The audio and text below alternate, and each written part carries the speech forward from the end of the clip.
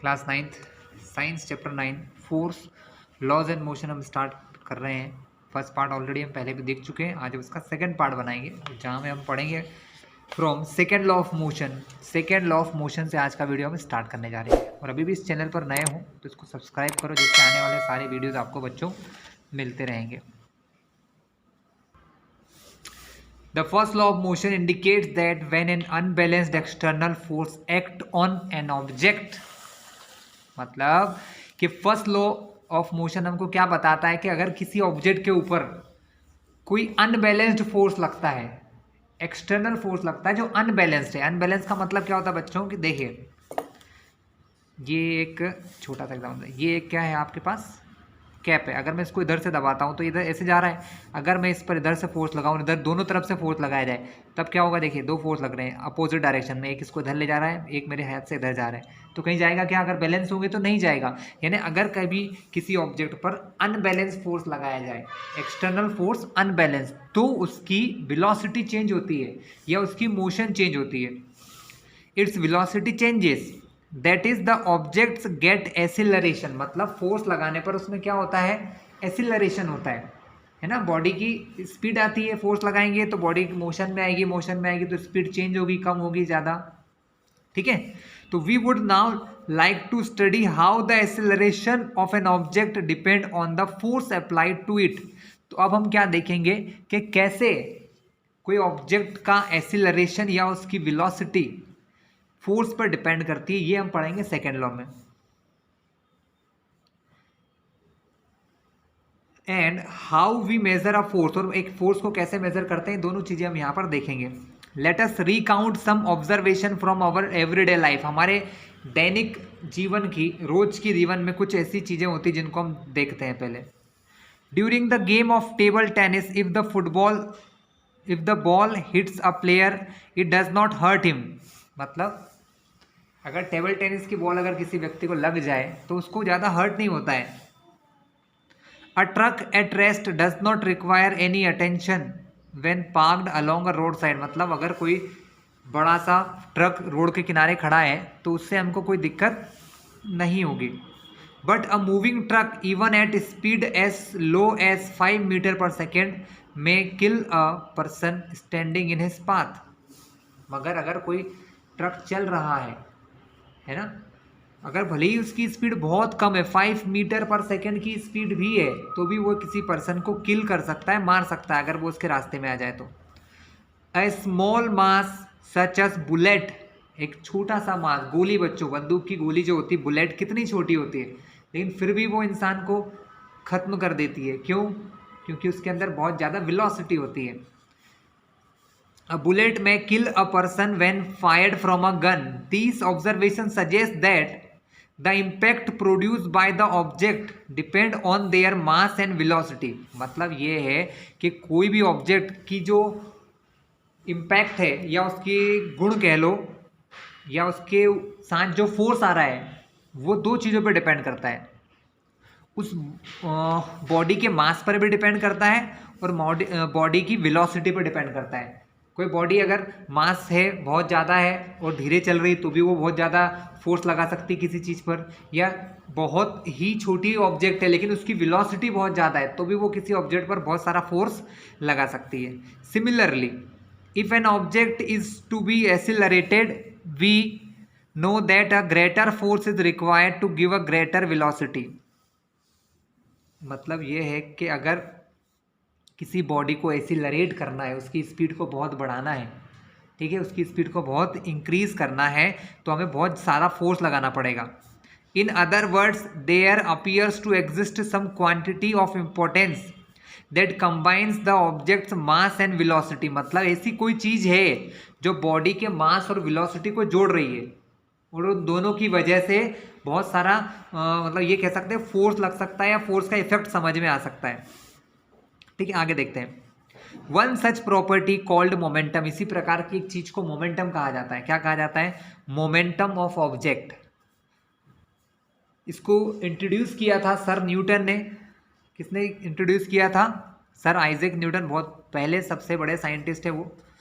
The momentum p of an object is defined as the product of mass m and velocity v। मतलब momentum क्या होता है, किसी body के मास और उसकी वेलोसिटी के प्रोडक्ट या मल्टीप्लिकेशन को हम कहते हैं p is equals to mv। इसको कहा जाता है momentum. Momentum has both direction and magnitude. Momentum में बच्चों डायरेक्शन भी होती है और मैग्नीट्यूड भी होता है ना। मैग्नीट्यूड क्या होता है, जो नंबर आते हैं उनको मैग्नीट्यूड कहा जाता है, 1 2 3 4 5 इस टाइप से। और डायरेक्शन मतलब ये किस तरफ काम कर रहा है, जो वेलोसिटी की डायरेक्शन है वही मोमेंटम की डायरेक्शन है। क्योंकि मास तो कैसी क्वांटिटी है, मास स्केलर है, मास की डायरेक्शन नहीं होती, लेकिन वेलोसिटी की डायरेक्शन होती है। कहाँ से, जहाँ से चालू हो रही है, जिस तरफ जा रही है, यानी इनिशियल से फाइनल की तरफ। Its direction is the same as that of velocity. इसकी डायरेक्शन जो है मोमेंटम की, वो वेलोसिटी की डायरेक्शन ही होती है। The SI unit of momentum is kilogram metre per second. Kg metre per second होती। कैसे हुआ बच्चों, ये मैं आपको कॉपी में दिखाता हूँ। तो क्लास देखिए, फॉर्मूला है P बराबर m into v. P is equal to m into we.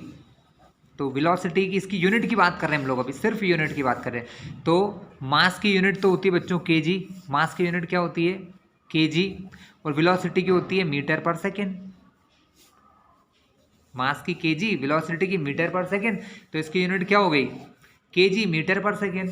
KG metre per second, simple था, कुछ खास नहीं था।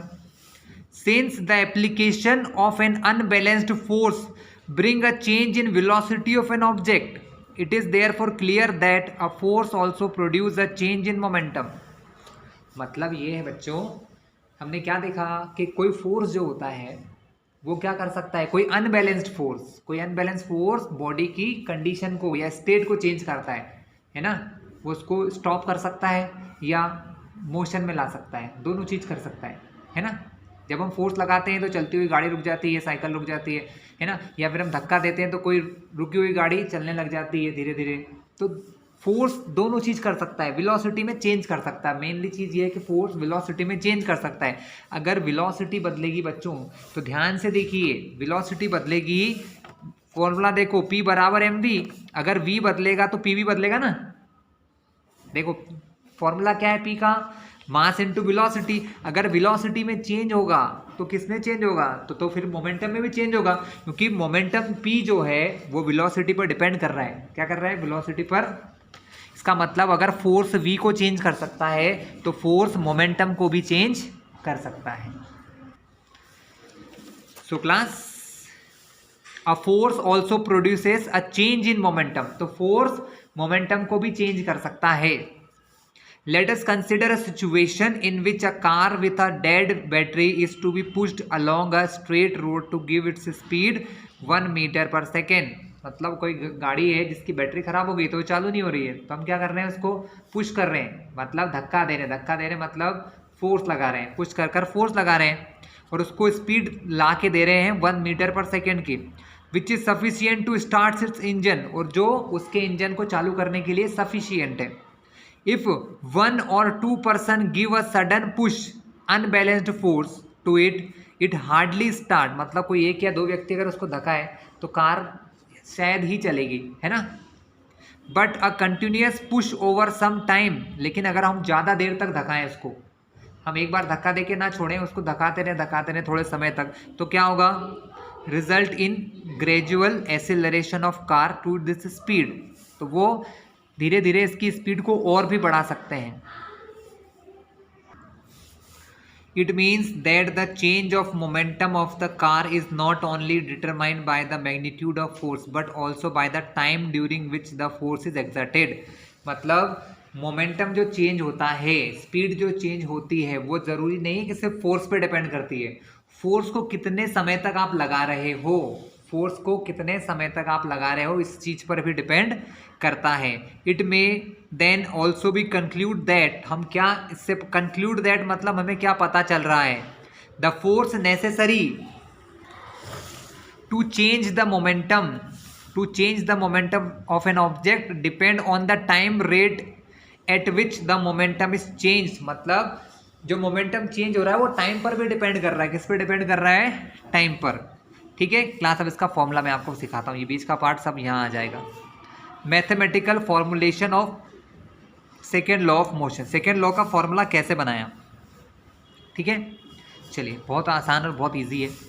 Suppose an object of mass m, मान लो कि कोई m मास का ऑब्जेक्ट है, which is moving along a straight line, जो सीधे रास्ते पर चल रहा है, with an initial velocity u, उसके अंदर स्टार्टिंग में कितनी वेलोसिटी है, वेलोसिटी मतलब स्पीड समझ लो आप, u स्पीड से वो चल रहा है। इट इज यूनिफॉर्मली एसिलरेटेड, मतलब उसके अंदर यूनिफॉर्म एक जैसा एसिलरेशन हो रहा है। एसिलरेशन मतलब हर सेकंड उसकी स्पीड बढ़ती जा रही है, हर सेकंड उसकी स्पीड इंक्रीज होती जा रही है। So it is uniformly accelerated to velocity v in time t, मतलब t टाइम में उसकी वेलोसिटी u से क्या बन गई, u से वेलोसिटी v हो गई t टाइम में। By the application of a constant force, हमने एक फोर्स लगाया, क्या लगाया, एक कांस्टेंट फोर्स लगाया, इसलिए ऐसा हुआ। F through out the time t, the initial and final momentum of object will be. अब बच्चों यहाँ से मैं आपको थोड़ा कॉपी में समझाता हूँ, समझना बात को। देखिए स्टार्टिंग में क्या हुआ, ऑब्जेक्ट u वेलोसिटी से चल रहा था, किससे चल रहा था, u वेलोसिटी से चल रहा है, मास उसका m है, तो उसका इनिशियल मोमेंटम, बच्चों मैं आपको समझा रहा हूँ, लिखा हुआ सब बुक में वैसा ही है। तो स्टार्टिंग में उसका मोमेंटम मान लो मैंने p1 मान लिया, तो पहला मोमेंटम क्या होगा, m इंटू यू होगा। पहला मोमेंटम क्या होगा, m इंटू यू, है ना, मास इंटू वेलोसिटी। शुरुआत की वेलोसिटी को u माना, तो एम यू क्या हो गया, इनिशियल मोमेंटम हो गया पहला वाला। और मैंने p2 लिख रहा हूँ फाइनल मोमेंटम, मतलब जब वेलोसिटी u से क्या बन गई, v बन गई, तब मोमेंटम हो गया मास इंटू वेलोसिटी। तब भी फॉर्मूला वही है, बस पहले वेलोसिटी u थी, बाद में v हो गई। तो मोमेंटम में कितना चेंज हुआ, डेल्टा p का मतलब होता है change in momentum. Change in momentum मतलब फाइनल में से इनिशियल माइनस करो, p2 माइनस p1। p2 कितना है, mv, माइनस p1 कितना है, mu, माइनस कर दें। चलिए तो डेल्टा p हो गया, दोनों में m है बच्चों, देखो यहाँ पर भी m है, यहाँ पर भी m, मैंने कॉमन ले लिया, तो यहाँ बचा v minus you. v minus you का मतलब क्या हुआ, वेलोसिटी में चेंज होना, वेलोसिटी में चेंज होना, इसका मतलब डेल्टा p बराबर हो गया m इंटू डेल्टा v। ठीक है, ऐसा कुछ देखते हैं यहाँ पर होगा हमारे पास, बिल्कुल है यहाँ पर m v माइनस यू। ठीक है, तो चेंज इन मोमेंटम निकाल लिया हमने। अब अगर अपन टाइम से डिवाइड कर दें इस फॉर्मूले को, अगर इस फॉर्मूले को हम दोनों तरफ टाइम से डिवाइड कर दें, डेल्टा टी और डेल्टा टी, तो ये होता है change in rate of change of momentum. इसको क्या पढ़ते हैं बच्चों, जब भी अपॉन में टाइम आ जाए ना, तो ये समझना कि वो रेट बन जाता है, rate of change of momentum. Change of momentum ये है, अपॉन में टाइम आ गया तो इसको कहते हैं rate of change of momentum, rate of change of momentum. और इसी को कहा जाता है force applied on the body. देखिए मैं आपको पढ़ के बताता हूँ बुक में से ना, थोड़ा सा कम जूम करते हैं, इतना कर लेते हैं, हाँ ठीक है। तो द चेंज इन मोमेंटम, ये तो मैंने बता ही दिया आपको, निकालना भी कॉपी के अंदर सिखा दिया है वैसा same, p2 minus p1 mv minus mu ये करके। यहाँ पर इक्वल टू की जगह उससे प्रोपोर्शनल लिखा है, क्या लिखा है, प्रोपोर्शनल। तो the rate of change of momentum m v minus u upon t, rate of change of momentum जो है वो किसके प्रोपोर्शनल होता है बच्चों, force applied on the body. अब समझिए बात को, मैं आपको फिर समझा दूँ कॉपी में। जो फोर्स हम किसी ऑब्जेक्ट पर लगाते हैं, जो फोर्स हम किसी ऑब्जेक्ट पर लगाते हैं वो प्रोपोर्शनल होता है। प्रोपोर्शनल मतलब इक्वल नहीं होता है लेकिन बढ़ता है, चेंज होता है। प्रोपोर्शनल मतलब लगभग इक्वल मान लो, भी ये मान के चलो इक्वल थोड़ी देर के लिए, फिर वो समझा दूंगा आपको। तो एफ प्रोपोर्शनल होता है किसके, delta p upon delta t के, rate of change of momentum के। Rate of change of momentum proportional किसके होता है, फोर्स के। किसके प्रोपोर्शनल होता है, फोर्स के। और डेल्टा पी की वैल्यू क्या थी बच्चों, डेल्टा पी की इसकी वैल्यू क्या है, delta p upon delta T की एक वैल्यू अपन ने ऊपर निकाली है ये। तो फोर्स किसके प्रोपोर्शनल हो गया, फोर्स प्रोपोर्शनल हो गया m delta v upon delta t के। Delta v upon delta t को पता है क्या कहते हैं बच्चों? इससे पहले वाले लेसन में समझाया मैंने, इसको कहते हैं acceleration. Delta v upon delta t को क्या कहते हैं? एसिलरेशन। यानी f जो है, फोर्स जो है वो प्रोपोर्शनल हो गया है मास इनटू एसिलरेशन के। Delta v upon delta t को एसिलरेशन a कहते हैं। क्या कहते हैं? Acceleration a। तो f प्रोपोर्शनल हो गया मास इनटू एसिलरेशन के, और यही फोर्स का फॉर्मूला होता है। बस हम क्या करते हैं, प्रोपोर्शनल साइन को हटाकर यहाँ पर एक कांस्टेंट लगा देते हैं जिसको कहते हैं kma। प्रोपोर्शनल को ऐसे समझो बच्चों कि जितना ज़्यादा वेट होगा किसी चीज़ का, है ना, या यूँ समझो कि आप शुगर लेने जाते हो या कोई सामान लेने जाते हो, 1 kg अगर 10 का है तो 2 kg क्या होगा? 10 से ज़्यादा ही होगा। 3 kg 10 से ज़्यादा ही होगा। 4 kg मतलब जैसे जैसे पैसा बढ़ेगा, या ये कह लो कि जैसे जैसे सामान बढ़ेगा वैसे वैसे पैसा बढ़ेगा। तो इसको कहते हैं प्रोपोर्शनल, कि एक चीज़ के बढ़ने से दूसरा बढ़ रहा है, यानी इन दोनों में से किसी के भी बढ़ने से फोर्स बढ़ेगा। क्या होगा? फोर्स बढ़ेगा। तो प्रोपोर्शनल मतलब बढ़ता है, साथ साथ बढ़ते हैं। ये चीज़ बढ़ेगी तो फोर्स भी बढ़ेगा, ये घटेगा तो फोर्स भी घटेगा। अगर इसको इक्वल बनाना है तो यहाँ पर एक कांस्टेंट आता है। क्या आता है? कांस्टेंट, जिसको यहाँ के नाम देते हैं। और ये जो कांस्टेंट होता है ना, एयर के लिए, एयर और वैक्यूम, एयर और वैक्यूम जो होता है, वैक्यूम कहाँ होता है बच्चों? अर्थ से बाहर स्पेस में कोई हवा नहीं है, उसको वैक्यूम कहते हैं। और हमारे आसपास, अर्थ के आसपास एटमॉस्फेयर है, यहाँ पर के की वैल्यू कितनी है? 1 है। तो के यहाँ पर 1 होगा, तब यहाँ से फोर्स का सिर्फ एक ही फॉर्मूला बनता है जो होता है मास इनटू एसिलरेशन। फोर्स का फॉर्मूला क्या बनता है? Mass into acceleration. ठीक है, सेम डेरिवेशन आपको थोड़ा सा चेंज यहाँ दिख जाएगा, बाकी देख लीजिए वही बुक में आपको मिलेगा। हमने सिर्फ क्या करा, v माइनस यू को यहाँ पर देखिए, हमने सिर्फ v माइनस यू को डेल्टा v लिख दिया, बाकी काम वही है सब। ठीक है, तो फोर्स की वैल्यू पता चल गई। फोर्स की वैल्यू हो गई kma, k को 1 मान लेते हैं, है ना। k 1 होता है किसके लिए? एयर या वैक्यूम के लिए। चलिए बच्चों, the quantity k is a constant of proportionality. यहाँ जो क्वांटिटी k है वो एक प्रोपोर्शनलिटी का कांस्टेंट है।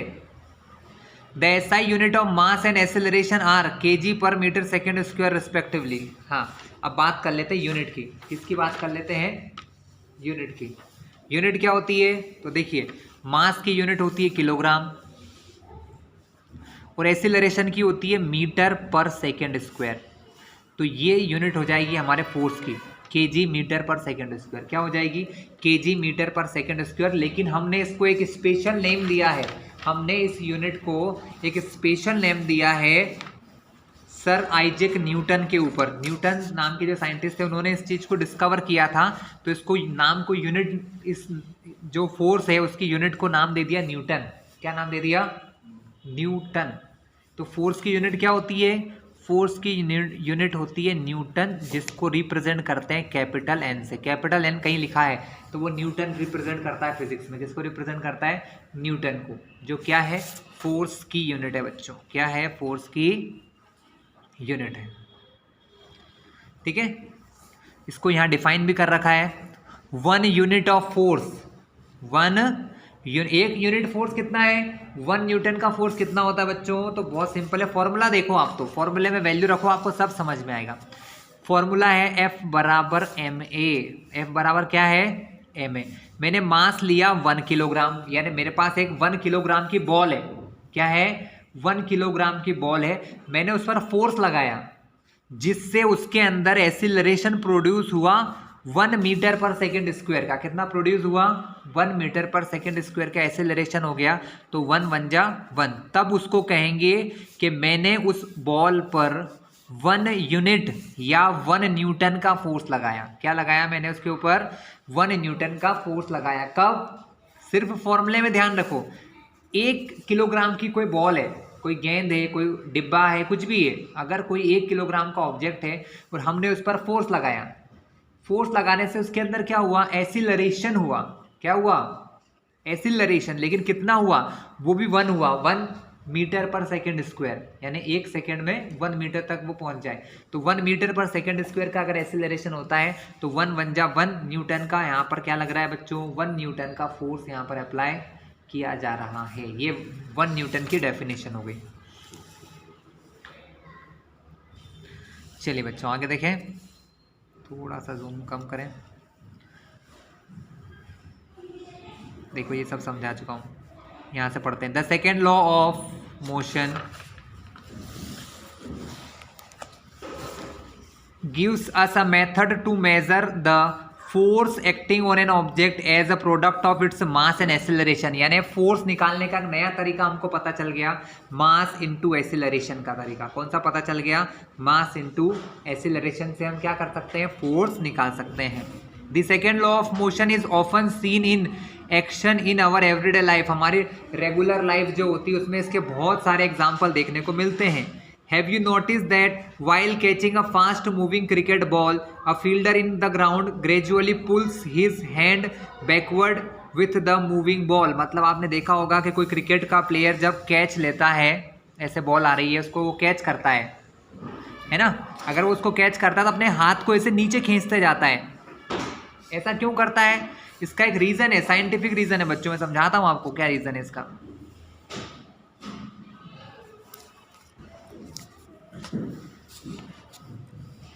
इन डूइंग सो, ऐसा करने से क्या फायदा होगा उसको, इन डूइंग सो ऐसा करने से the fielder increases the time during which the high velocity of moving ball decreases to 0।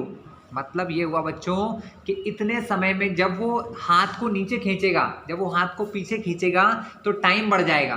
क्या बढ़ जाएगा, टाइम बढ़ जाएगा। और टाइम बढ़ने से वेलोसिटी धीरे धीरे रुकेगी, मतलब बॉल एकदम नहीं रुक जाएगी। अगर एकदम बॉल रुकेगी तो सारा फोर्स कहाँ लग जाएगा, उसके हाथों में, तो उसको बहुत तेजी से दर्द हो सकता है। लेकिन जब वो उसको धीरे धीरे पीछे ले जाता है तो स्पीड धीरे धीरे स्लो होती है, जिसकी वजह से उसको फोर्स कम लगेगा। मतलब वो टाइम बढ़ाकर फोर्स को कम कर सकता है या फोर्स के इफेक्ट को कम कर सकता है।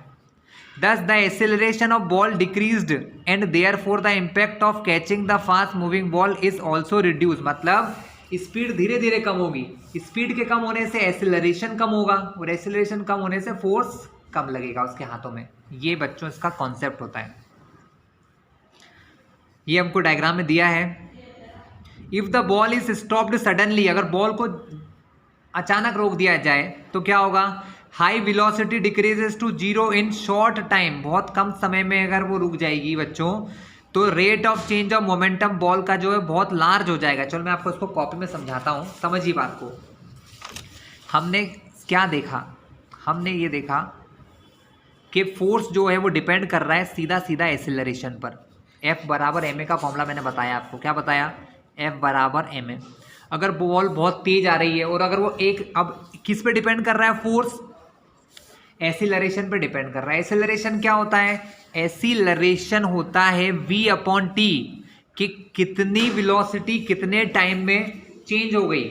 अब अगर सपोज मान लो एक बॉल है वो 50 मीटर पर सेकेंड की स्पीड से आ रही है और उसको मैंने 1 सेकेंड में रोक दिया, पकड़ लिया डायरेक्टली, तो कितना एक्सेलरेशन होगा, एक्सेलरेशन हो जाएगा 50/टाइम 1 सेकेंड, यानी एक्सेलरेशन हो जाएगा बच्चों हमारा 50 मीटर पर सेकेंड स्क्वायर, जो कि बहुत ज़्यादा है। लेकिन अगर यही काम मैं 10 सेकेंड में करूं, कितने सेकेंड में करूं, 10 सेकेंड में, तो देखो फॉर्मूला एक्सेलरेशन का वही है, वेलोसिटी/टाइम। वेलोसिटी कितनी है, 50 की स्पीड को मैं रोक रहा हूं, लेकिन अब कितने सेकेंड में रोक रहा हूं, 10 सेकेंड में। 0 से 0 कट गया तो मेरा एक्सेलरेशन कितना होगा, 5। कितना होगा एक्सेलरेशन, 5। अब ध्यान से देखो एक्सेलरेशन कितना गुना कम हो गया, 10 टाइम कम हो गया। जब मैंने टाइम को 10 सेकेंड लिया तो पहले फोर्स लग रहा था, सॉरी पहले एक्सेलरेशन था 50, अब एक्सेलरेशन हो गया 5।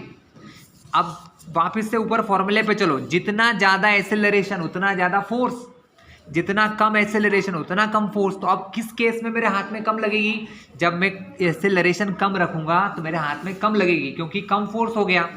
हमने एक्सेलरेशन को कम करके, एक्सेलरेशन को कम करके फोर्स को कम कर लिया, जिससे हमारे हाथों में लगेगी नहीं। और अगर मैं इस स्पीड को डायरेक्टली 1 सेकेंड में रोक देता तो सारा फोर्स मेरे हाथों में आ जाता और बहुत ज़्यादा पेन या दर्द हो सकता था।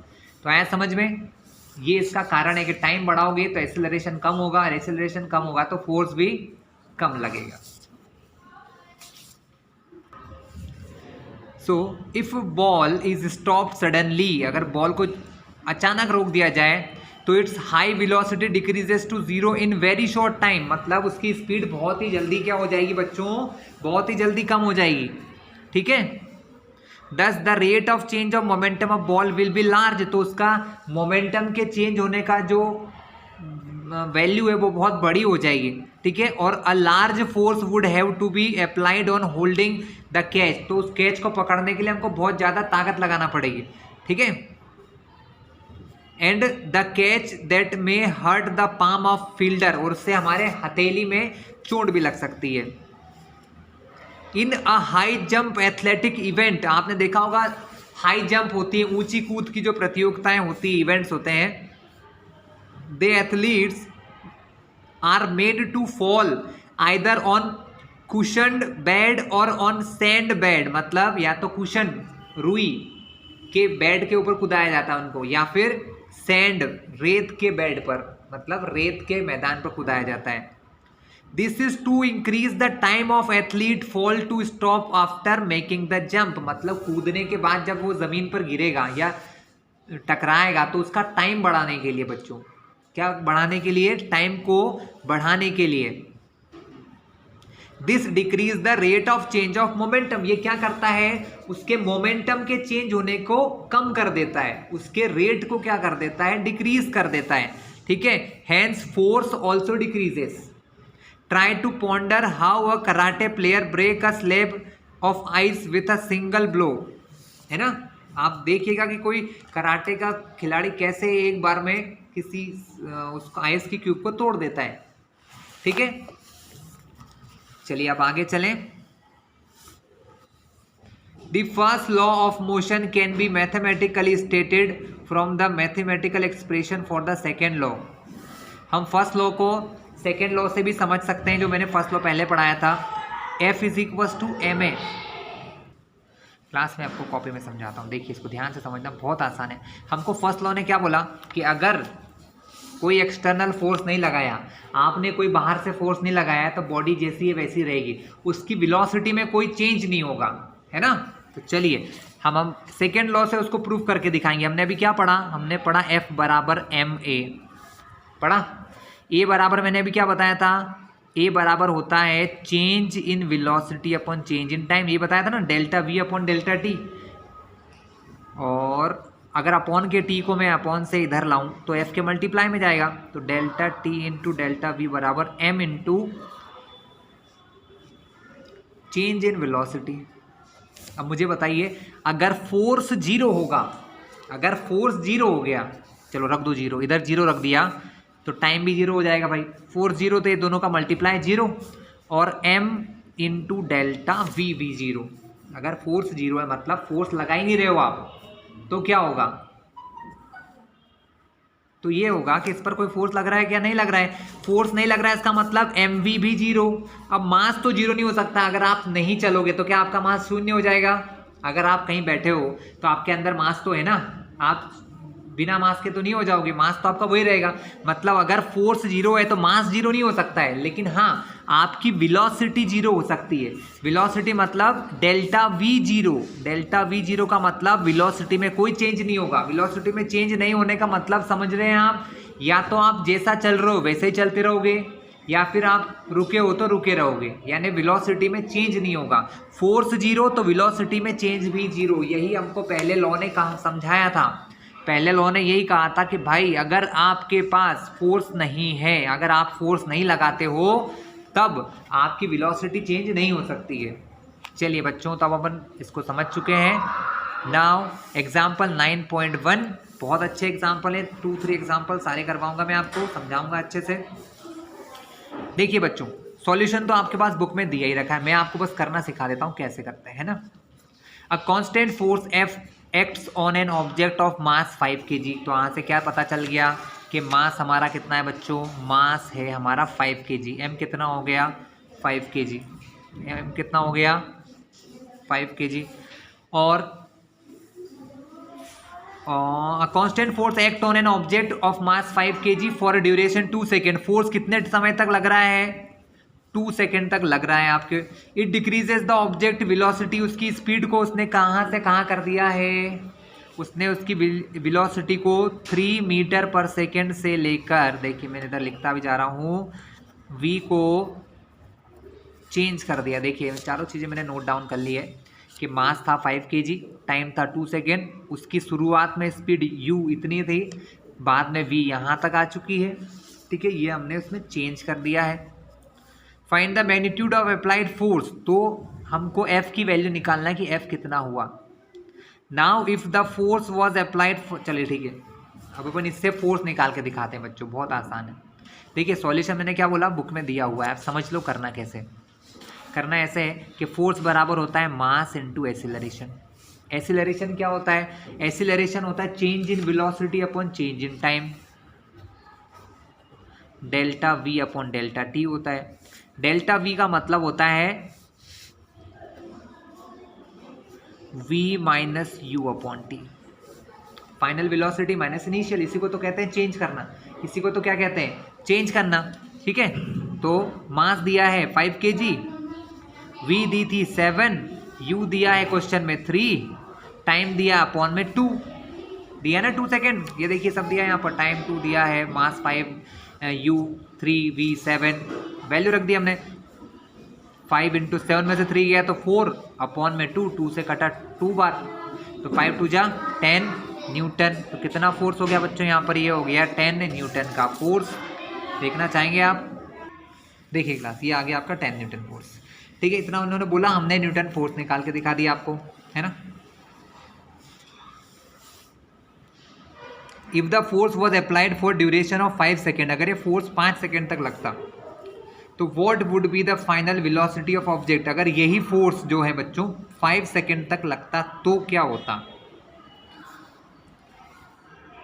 तो बच्चों इसके लिए हमको है ना मोशन की इक्वेशन का यूज करना पड़ेगा, इक्वेशन नंबर फर्स्ट का। किसका? इक्वेशन नंबर फर्स्ट होती, मोशन की 3 इक्वेशन पढ़ाई मैंने लेसन नंबर 8 में, आप देख लीजिएगा, है ना, उसका यूज होगा यहाँ पर। एक इक्वेशन है v is equal to, so class first law, sorry first equation मैंने मोशन की आपको लास्ट लेसन में करवाई थी, v is equal to u plus AT, है ना। एक्सीलरेशन बराबर अपन ने क्या फॉर्मूला बनाया बच्चों, अभी ध्यान से देखना आप लोग। अभी मैं अगर आपसे बोलूं कि अभी जो फॉर्मूला हमने सीखा है वो है F बराबर ma, क्या है? F बराबर ma। अगर मुझे A की वैल्यू निकालना है तो m कहाँ जाएगा? F के अपॉन में, F के अपॉन में जाएगा m, तो क्या बन जाएगा? एक्सीलरेशन का फॉर्मूला ये हो जाएगा। तो क्या मैं A की जगह पर लिख दूं F अपॉन m? लिख सकता हूं मैं A के प्लेस पर F अपॉन m, तो V का फॉर्मूला बन गया U plus F into T upon में m। कोई प्रॉब्लम हमको इससे? बिल्कुल भी नहीं है। ये करा क्या हमने, उन्होंने एक्चुअल में बोला ये है, हमें क्या करने को कहा है क्वेश्चन में, वो ये कह रहे हैं if the force was applied for duration of 5 second. पहले क्वेश्चन में उन्होंने बोला 2 सेकेंड तक लगेगा, अब अगर उन्होंने बोल दिया कि वो 5 सेकेंड तक काम करेगा तो कितना फोर्स, तो वेलोसिटी कितनी हो जाएगी? पहले 3 से 7 हो गई, तो अब जो नई वेलोसिटी आने वाली वो 7 तो नहीं होगी, उससे ज़्यादा ही होगी, क्योंकि ज़्यादा टाइम तक फोर्स लगा रहे हैं आप, ठीक है। तो वो नई वेलोसिटी निकालने के लिए हमने पहली इक्वेशन का यूज़ कर लिया, v बराबर u प्लस AT। इस इक्वेशन से हमको वेलोसिटी v पता चल जाएगी। शुरुआत में u कितनी थी? u इज 3 प्लस फोर्स कितना निकाला मैंने? 10 न्यूटन। टाइम क्या बोला उन्होंने? 5 सेकंड तक काम करेगा। कितने सेकंड तक? 5 सेकंड। और बॉडी का मास कितना दिया है? मास है बॉडी का 5 kg। 5 to 5 कैंसिल, 10 + 3 वेलोसिटी हो जाएगी 13 मीटर पर सेकेंड। ठीक है क्लास, तो ये था हमारा पहला एग्जाम्पल, आप बुक में भी आंसर देख सकते हैं, ये लीजिए। क्लियर है? चलिए बच्चों सेकंड क्वेश्चन देखते हैं हम लोग। Which would require a greater force, किस काम में ज़्यादा फोर्स लगेगा? Accelerating 2 kg mass to 5 metre per second square और 4 kg mass to 2 metre per second square. 2 kg के ऑब्जेक्ट को इतनी स्पीड देना या 4 kg के ऑब्जेक्ट को इतनी स्पीड देना, इन दोनों में है ना इतना एक्सीलरेशन देना, किस में ज़्यादा फोर्स लगेगा? तो सिंपल सी बात है, हमको दोनों के फोर्स निकालना है बच्चों। क्या निकालना है? दोनों के फोर्सेस निकालना है ना। दोनों के फोर्स निकाल लेते हैं। देखो फोर्स बराबर होता है मास इनटू एक्सेलरेशन। पहले वाले का F1 मान लो, दूसरे वाले का F2 मानूंगा। F1 मतलब पहले वाले का मास है 2, एक्सेलरेशन है 5, तो फोर्स कितना हो जाएगा? 2 × 5 यानी 2 5 जा 10 न्यूटन हो जाएगा। पहले वाले का फोर्स कितना निकल गया? 10 न्यूटन निकल गया। दूसरे वाले का फोर्स कितना होगा? 4 kg मास, 2 की स्पीड, सॉरी 2 का एक्सेलरेशन, तो फोर्स दूसरा कितना हो जाएगा? 4 × 2, मास है 4, एक्सेलरेशन है 2, तो 4 2 जा 8 न्यूटन। कौन सा फोर्स ज़्यादा हो गया बच्चों? पहला वाला। दिख रहा है ना? पहला वाला 10 न्यूटन, दूसरा वाला 8 न्यूटन। हमने सिर्फ कौन सा फॉर्मूला लगाया? फोर्स बराबर मास इनटू एक्सेलरेशन, क्योंकि हमको दोनों चीज़ें यहाँ दे रखी हैं। कोई दिक्कत बच्चों? Class 3rd question, motor car is moving with a velocity this and it takes 4 second to stop after brake are applied. 4 second लगते हैं इसको ब्रेक लगा, अगर ब्रेक लगाया जाए तो 4 सेकेंड बाद रुक जाती है, तो हमको फोर्स की वैल्यू निकालना है। ठीक है, क्लियर है बच्चों? सब कुछ साफ साफ दिख रहा है। मोटर कार की स्पीड है, सॉरी मास दिया है 1000 kg। देखो जब भी कोई बॉडी रुक जाती है चलते चलते, तो एक चीज़ तो क्लियर हो गई कि आखिरी में जाकर उसकी वेलोसिटी कितनी होना है? उसकी फाइनल वेलोसिटी 0 ही निकलना है, क्योंकि बॉडी रुक रही है। शुरू में वो कुछ स्पीड से चल रही थी, बॉडी स्टार्टिंग में 108 किलोमीटर पर आवर की स्पीड से चल रही है बच्चों। ठीक है, तो इनिशियल वेलोसिटी यू दी है 108 kilometre per hour, final velocity दी है 0। इसमें तो यूनिट जो मन करे मान लो, मैंने माना मीटर पर सेकंड। क्यों? क्योंकि मुझे किलोमीटर पर आवर को भी चेंज करना पड़ेगा मीटर पर सेकंड में। ठीक है, क्योंकि जो न्यूटन की यूनिट बनी है ना, वो मीटर पर सेकंड से बनी है, किलोमीटर आर से नहीं बनी है। इसलिए इस यू को मैं बदलता हूँ। यू को चेंज करने का तरीका बहुत ईजी है बच्चों। किलोमीटर को, ये यूनिट ऐसे लिखी होती है किलोमीटर पर आवर, तो इसको अगर चेंज करना है तो आप सभी को पता होगा 1 किलोमीटर में होते हैं 1000 मीटर, तो किलोमीटर बन गया 1000, और अपॉन में टाइम है आवर, 1 घंटा, 1 घंटे में होते हैं 60 × 60 सेकेंड। पहले 1 घंटे को 60 में 60 से चेंज किया तो मिनट बन गया, फिर 60 से किया तो सेकंड बन गया, तो ये मीटर पर सेकंड में ऐसे कन्वर्ट हो जाता है। 20 से 20 कट कर लो, 6 से कट करोगे इसको तो 18 6 जा, फिर 6 से कटोगे तो 3 10 जा 30 मीटर पर सेकंड की इनिशियल वेलोसिटी पता चल गई कि u कितना हो गया बच्चों? 30 मीटर पर सेकंड हो गया। u पता चल गया आपको, v पता चल गया। क्वेश्चन में टाइम दे रखा है, देख लेते हैं। क्वेश्चन में आपको टाइम दे रखा है 4 सेकेंड और मास दे रखा है 1000 kg। टाइम है 4 सेकेंड, मास है 1000 किलोग्राम। आपको निकालना है फोर्स की वैल्यू। आ गया फोर्स आपका, F बराबर क्या हो गया? mv - u/t। अभी पढ़ा था हमने फॉर्मूला, v - u/t। इधर साइड में कर लेते हैं। मास 1000 kg, वेलोसिटी 0 - 30 अपॉन टाइम है कितना? 4 से कट करेंगे तो 250, और बाहर ये आएगा तो मल्टीप्लाई होगा। देखो 0 - 30 यानी -30 है, 250 में 30 का मल्टीप्लाई करो, -30 है तो माइनस आगे लग जाएगा। माइनस का फोर्स क्या बता रहा है? जब स्पीड कम होती है बच्चों तो फोर्स माइनस का कहलाता है, मतलब रोकने वाला फोर्स, रिटार्डिंग फोर्स कहलाता है। क्या कहता है? रोकने वाला फोर्स या रिटार्डिंग फोर्स। 2 0 के 2 0, 25 3 जा 75, -7500 न्यूटन का फोर्स लग रहा है बच्चों। -7500 न्यूटन का फोर्स लग रहा है। माइनस साइन सिर्फ ये बताता है कि बॉडी की स्पीड बढ़ नहीं रही है, बॉडी की स्पीड घट रही है, बस उसका और कोई मतलब नहीं है। ठीक है, तो बच्चों यहाँ पर ये वीडियो में फिनिश करता हूँ। नेक्स्ट पार्ट में मैं आपको इसका पार्ट नंबर 3 सिखाऊंगा, जिसको कहते हैं 3rd law of motion. Video को देखें, कोई भी डाउट आए तो मुझे कमेंट करके जरूर बताएं।